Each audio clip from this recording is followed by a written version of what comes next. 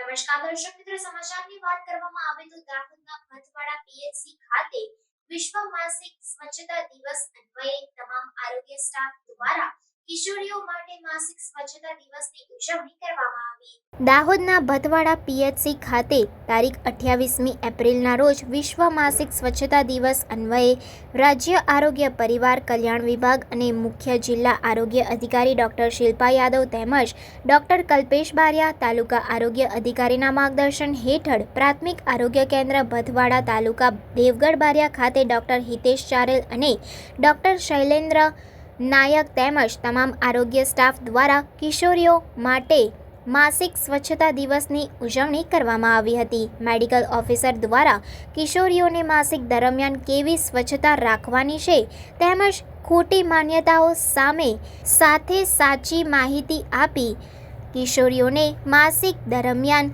ચોખ્ખાઈ રાખવા બાબતે વિસ્તૃત સમજૂતી આપવામાં આવી હતી। કોમ્યુનિટી હેલ્થ ઓફિસર દ્વારા રંગોળી કરી કિશોરીઓને પ્રોત્સાહિત કરવામાં આવી હતી।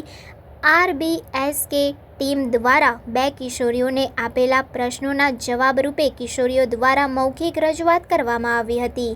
એડોલેશન હેલ્થ કાઉન્સેલર દ્વારા RKSK પ્રોગ્રામ અને પ્રાથમિક આરોગ્ય કેન્દ્રના એડોલેશન ક્લિનિકની સેવાઓની તમામ માહિતી આપવામાં આવી હતી।